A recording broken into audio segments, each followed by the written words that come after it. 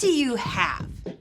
No, I'm not talking about the money you have in your piggy bank, or how full your closet is, or even whether you own the latest gaming system. I'm talking about the things that each of you has been given by a generous God who loves you more than you could imagine. God has given you time that you can waste, or time that you can use wisely. Sure, I can help for an hour. Be right there. God has given you words you can use to hurt someone. I cannot believe you! Or to make someone stay. Way to go, you rocked it! God has given you unique talents and abilities. Gifts you can ignore, or gifts that you can grow. Yes, God has trusted you with so much, and He's with you every step of the way to help you use it wisely.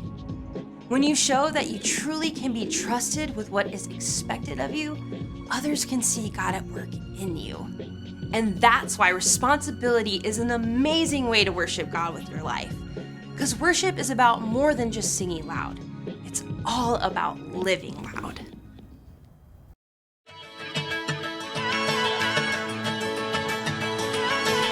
You never turn away, you never leave my side. And every time I call your name out just to find that you're already right here with me, never been alone. I can trust you with my heart, 'cause this I know. You are always faithful, you love me from the start. No matter what I'm facing, I will trust you with my heart. You are more than able to lead me through the dark. Your love is never failing, I will trust you with my heart. Whoa, I will trust you with my heart. There are days when I feel I need a friend, and then I hear your voice reminding me again that you're already right here with me, never been alone. I can trust you with my heart, 'cause this I know. You are always faithful, you love me from the start. No matter what I'm facing, I will trust you with my heart. You are more than able to lead me through the dark. Your love is never failing, I will trust you with my heart. Whoa, I will trust you with my heart. No matter what may come, no matter what I go through, God, you are never gonna fail me, I will trust you with my heart. No matter what may come, no matter what I go through, God, you are never gonna fail me, I will trust you with my heart. You are always faithful, you love me from the start. No matter what I'm facing, I will trust you with my heart. You are more than able to lead me through the dark. Your love is never failing, I will trust you with my heart. Whoa, I will trust you with my heart. Whoa, I will trust you with my heart. Whoa, I will trust you with my heart.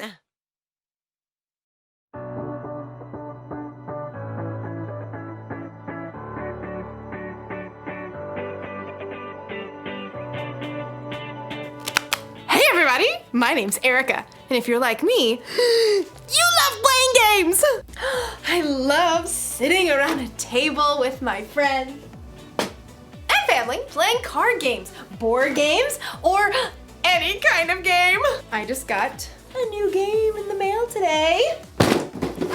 Duga Pioneers! But I'll have to wait just a little bit because if you're also like me, you can't play a game until you know how. I feel like I owe it to the designers of this game to learn all the rules so I can play the game the way it's designed to be played. It's my responsibility. Responsibility is showing you can be trusted with what is expected of you. So let's check out these rules. The Doja, Duga, Doge, Doje, Doja Pioneers Instruction Manual. Rule number 1. Each player should roll the enclosed red die To determine who goes first, the person who rolls the highest odd number should be the first player to begin the adventure. The person who rolls the lowest even number should draw a standard utility card. If the card is beige, they should go second. If the card is fuchsia, they should go last. If the card is orange or gold, all dice rolls are null and void, and the process should be repeated from the beginning. Okay. Rule number 127. Should you run out of standard utility cards or action cards, you must pause the game until more cards are ordered, and cards can be purchased from the website listed below. Expected delivery can be 8 to 10 business days. Oh, this is exhausting. I get it. We need a lot of rules. Rules are important in the games and in life. But we'll learn in today's story. Maybe the rules don't have to be so complicated. Let me just pull this back to where it, excuse me, sorry. The Bible. It's 66 books of history, stories, letters, and poetry that fit together to form God's one big story. The epic adventure of how He created us and loves us so much that He made a way to rescue us. As we travel through the Bible, from Genesis to Revelation, we discover people who met God and found their lives changed forever. Now, for an amazing story, inspired by the book of Matthew, chapter 22, verses 36 through 40. The book of Matthew, the very first book in the New Testament, was written by, you guessed it, Matthew.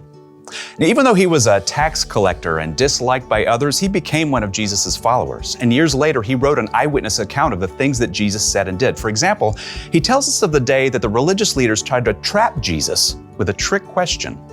Teacher, which is the most important commandment in the law? The religious leaders followed 613 different laws. They wanted Jesus to pick just one law so Jesus would get in trouble for leaving out the other 612 laws. But Jesus didn't fall into their trap. Instead, he took this opportunity to show everyone that following God doesn't have to be complicated. Love the Lord your God with all your heart and with all your soul. Love Him with all your mind. This is the first and most important commandment. And the second is like it. Love your neighbor as you love yourself. Everything that is written in the law and the prophets is based on these two commandments. Now, Jesus wasn't saying that the other 611 laws were wrong. He was only saying that if you look at every choice in your life through the lens of loving God and loving others, you won't go wrong. If you love God and love people, you will fulfill all the other laws. It's truly that simple. Often, it's in our darkest times that we find the most amazing opportunities to show love to others. In the past year, due to COVID-19, we've seen a lot of people put themselves on the line to help others. Doctors, nurses, medical workers. But we've also seen grocery store cashiers and delivery workers put themselves at risk of getting sick. So each of us could have the food and supplies we need. That's love in a big way. And you know what? Young people and kids have stepped up too. In Reno, Nevada, a college student named Jade Powell recruited a few friends to help elderly people buy their groceries during the pandemic.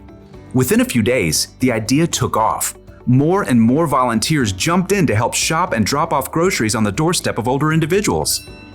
Within weeks, Shopping Angels reached all 50 states and other countries too, all because one student saw a need and chose to stop and show God's love.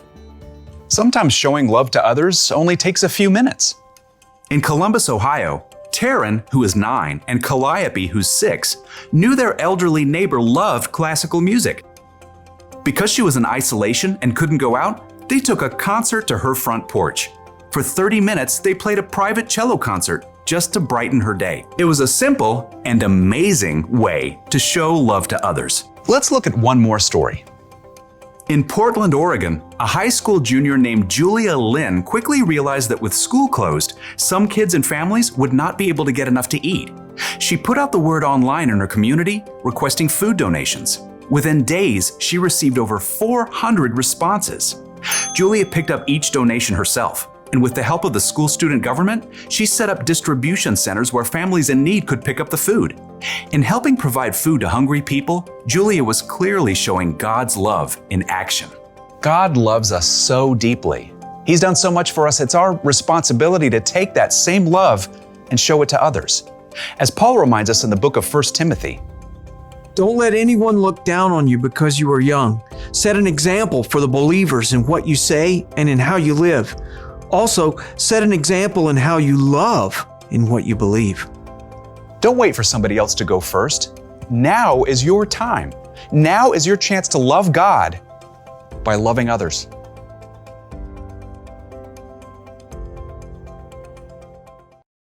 Hey, have you ever noticed how many rules there are in life?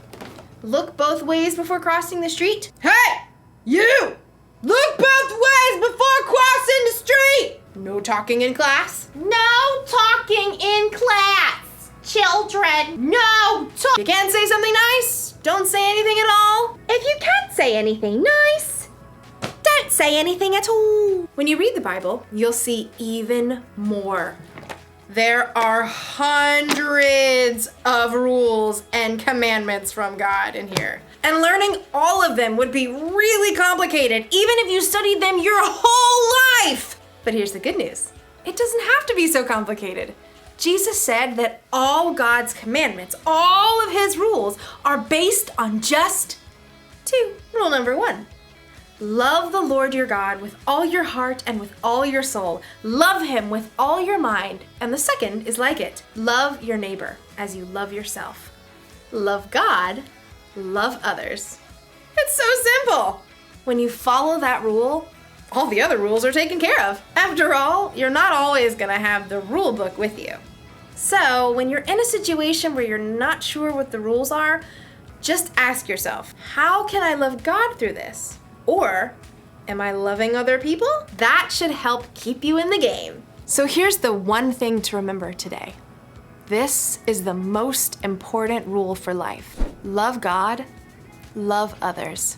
Because really, it's more than just a game. If you follow Jesus, then loving God and loving others is your responsibility. But it's up to you. You can make it complicated, or just keep it simple.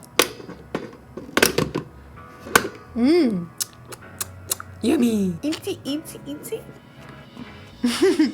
See you next time.